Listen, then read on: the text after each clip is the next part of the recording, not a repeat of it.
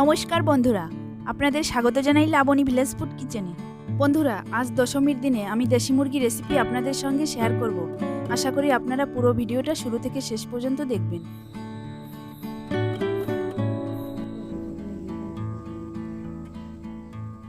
এভাবে অল্প উপকরণে রান্না করে খেয়ে দেখবেন, আর কোনো কিছুর প্রয়োজন হবে না। এক আইটেমেই পুরো এক থালার ভাত শেষ হয়ে যাবে।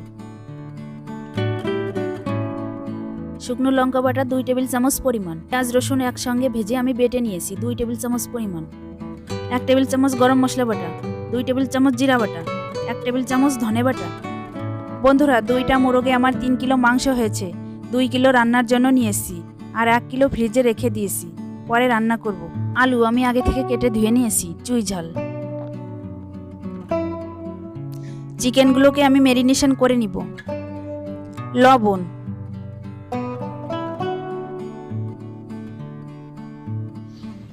হলুদ,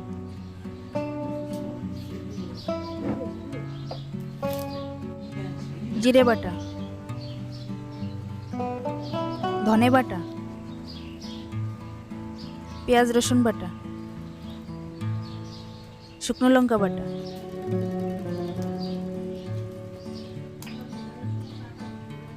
সবশেষে দিব সরিষার তেল।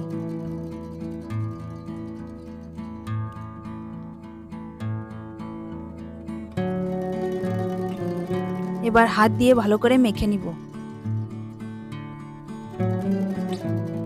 মশলাটা ভালো করে মাখাতে হবে যাতে মাংসের গায়ে ভালো করে লেগে থাকে।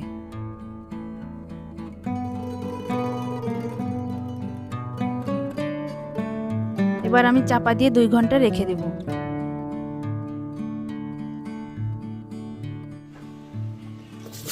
আলুগুলোকে আমি ভেজে নিব।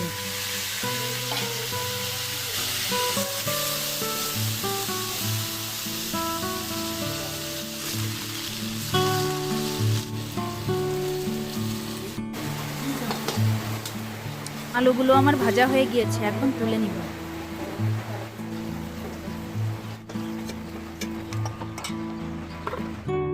সাদা তেল,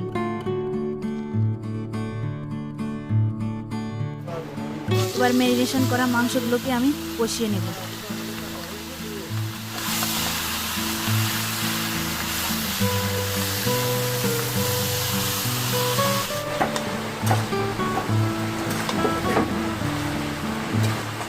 আদা বাটা,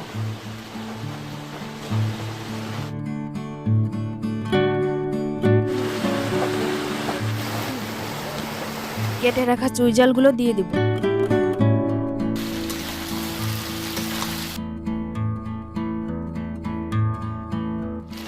ভেজে রাখা আলুগুলো দিব।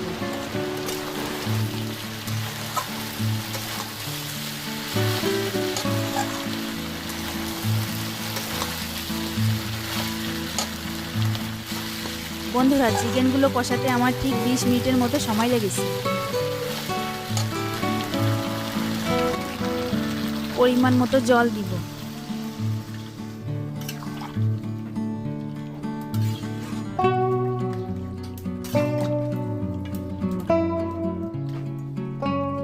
এই চিকেনটা আমি 30 মিনিট ঢেকে রান্না করব। চেরা কাঁচা লঙ্কা,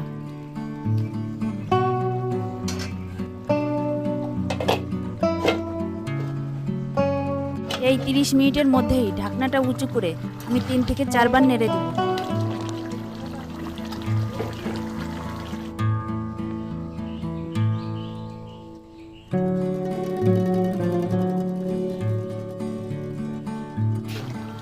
আমার 30 মিনিট হয়ে গিয়েছে, এখন নামিয়ে নেব।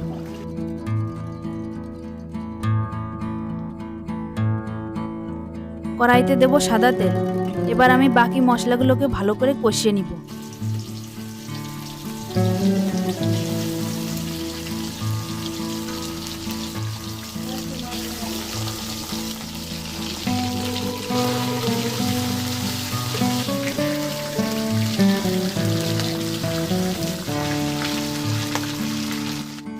মশলাটা আমার ভালো করে কষানো হয়ে গিয়েছে।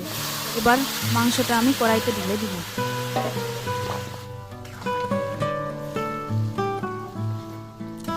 এবার আমি ভালো করে নেড়ে 2 থেকে 3 মিনিটের মতো ঢেকে রেখে দিব।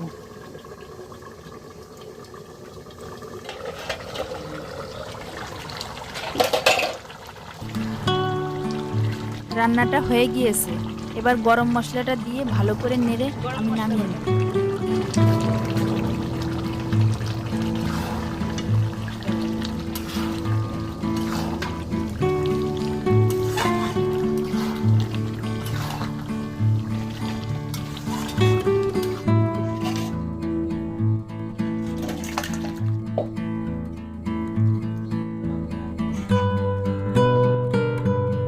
দেখুন বন্ধুরা, দেখতে কতটা সুন্দর লাগছে আর খেতে তো ভালো লাগবেই।